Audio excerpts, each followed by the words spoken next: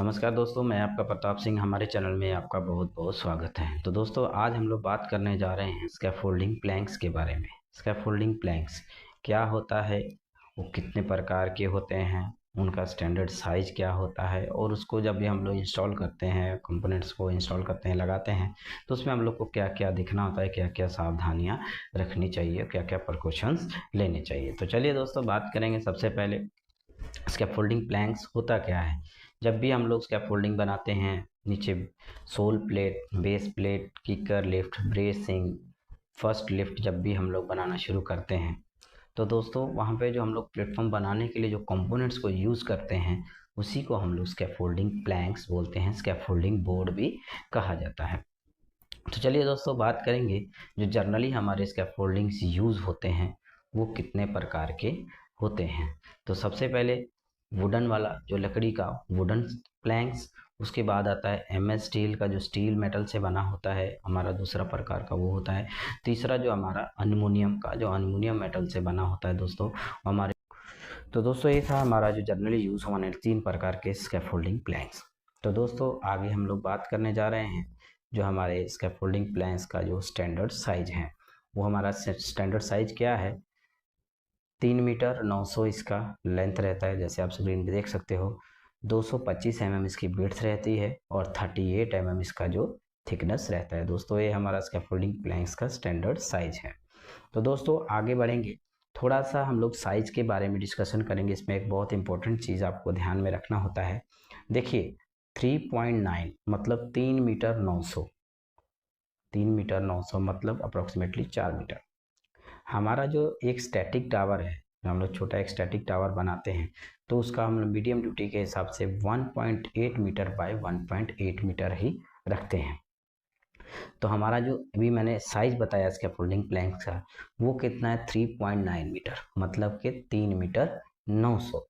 तो हमारा जो स्कैफोल्डिंग जो नॉर्मल ड्यूटी का हम लोग एक नॉर्मल स्टैटिक टावर बनाते हैं, तो उसमें तो हमारा 2 ही मीटर का उसका जो डायमेंशन रहता है, तो फिर हम लोग 3 मीटर 900 का जो प्लैंक्स है वो कैसे लगा सकते हैं। इसीलिए दोस्तों, हमारा जो स्कैफोल्डिंग प्लैंक्स का एक मिनिमम लेंथ रहता है। मिनिमम मतलब कि कम से कम एक लेंथ रहता है, वो 2100 ही होता है। जो स्टैंडर्ड साइज है वो मैक्सिमम क्या है, 3 मीटर 900, और जो मिनिमम जो साइज है वो 2100 ही रखा जाता है। तो दोस्तों, एक बात और भी बोलूँगा, जो इंडिया में हमारा जनरली यूज़ होता है वो स्टील का ही हमारा प्लैंक्स यूज़ होता है, जिसका मिनिमम साइज ही हम लोग यूज़ करते हैं।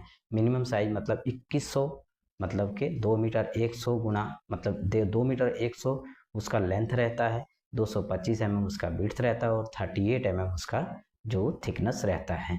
वो क्या है दोस्तों, कि हम लोग मान लीजिए 1.8 मीटर का कोई स्कैफोल्डिंग बनाते हैं, 1800 का स्कैफोल्डिंग बनाते हैं, तो हमारा 2100 का जो प्लैंक्स है उसमें बाहर 150 का प्रोजेक्शन छोड़ के भी हम लोग उसको साइज के लिए सूटेबल रख सकते हैं। तो अगर हमारा 3.9 मतलब कि 3 मीटर 900 का हम लोग स्कैफोल्डिंग प्लैंक्स यूज़ करते हैं, तो हमारा जो साइज से ओवर हो जाता है। इसीलिए हमारा मिनिमम साइज का जो 2100 का स्कैफोल्डिंग का जो प्लैंक्स है वही हमारा जनरली यूज़ किया जाता है। कहने का मतलब, स्कैफोल्डिंग हमारा प्लैंक साइज के 2 साइज हैं दोस्तों, मिनिमम मैक्सिमम। इसका खाली लेंथ में चेंज आता है, और जो विड्थ है और थिकनेस है उसमें कभी भी चेंज नहीं आता है। ठीक है दोस्तों, कहने का मतलब 2.1 का जो 2100 का जो प्लैंक्स है हमारा, वो हमारे मतलब जो मीडियम ड्यूटी का हम लोग स्कैफोल्डिंग बनाते हैं उसमें बराबर यूज़ आता है, डायमेंशन में सही रहता है, इसीलिए हम लोग जनरली उसी को ही यूज़ करते हैं। वैसे उसका जो स्टैंडर्ड है मिनिमम मैक्सिमम, वो क्या है, 3 मीटर 900 उसका लेंथ रहता है, 225 mm उसका विड्थ रहता है, और 38 mm उसकी थिकनेस रहती है। और मिनिमम अगर हम लोग लेंगे, कम से कम मतलब मिनिमम हमारा जो लेंथ रहेगा स्कैफोल्डिंग प्लैंक्स का, वो 2100 ही रहता है। उसके बाद दोस्तों बात करेंगे, जैसे हम लोग स्कैफोल्डिंग प्लैंक्स को लगाने जाते हैं, इंस्टॉल करने जाते हैं, तो दोस्तों उसमें आपको कुछ चीज़ों का ध्यान रखना होता है। सबसे पहले, कभी भी जो स्कैफोल्डिंग का प्लैंक्स जो हमारा जो रहता है वो हमारे ट्रांसम के ऊपर ही होना चाहिए, ट्रांसम पाइप के ऊपर ही होना चाहिए, कभी भी लेज़र पाइप के ऊपर नहीं होना चाहिए। देखिए, अभी मैंने लास्ट वीडियो में एक बताया था कि लेज़र और ट्रांसम क्या होता है। लेज़र और ट्रांसम क्या होता है दोस्तों, जो हमारा लोड बैरियर होता है जिस पे हम लोग प्लैंक्स को लगाते हैं, वो हमारा ट्रांसम पाइप होता है, लोड बैरियर होता है। तो हम लोग को कभी भी अपना स्कैफोल्डिंग प्लैंक्स जो है वो लेज़र पाइप के ऊपर नहीं रखना है, कभी भी ट्रांसम पाइप के ऊपर ही हम लोग उसको रखते हैं। दूसरा बात, कभी भी स्कैफोल्डिंग प्लैंक्स लगाते हैं दोस्तों, तो कभी भी हम लोग उसको वायर से नहीं बांधेंगे। उसमें हम लोग स्कैफोल्डिंग का जो क्लैंप्स होता है, स्कैफोल्डिंग प्लैंक्स लगाने वाला क्लैंप, जो कि हमारा BRC बोर्ड रिटेनिंग क्लैंप भी हम लोग उसको बोलते हैं, BRC क्लैंप से ही उसको टाई करना है।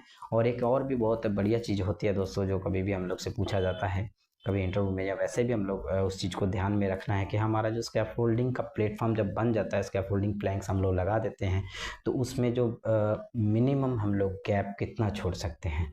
तो वो क्या है दोस्तों, हमारा जो स्टैंडर्ड हमारा जो कहता है वो क्या है कि हम लोग 25 mm मतलब कि 1 इंच से ज़्यादा हम लोग अपना जो स्कैफोल्डिंग प्लेटफॉर्म में या स्कैफोल्डिंग प्लैंक्स के बीच में हम लोग गैप नहीं छोड़ सकते हैं। हमारा जो गैप रहता है वो 25 mm तक अलाउ रहता है, उससे ज़्यादा हम लोग गैप नहीं छोड़ सकते हैं। तो दोस्तों वीडियो कैसा लगा कमेंट में ज़रूर बताना, और ऐसे ही हमारे चैनल पे बने रहिएगा और हमारे चैनल को सब्सक्राइब जरूर कीजिएगा। बहुत बहुत धन्यवाद।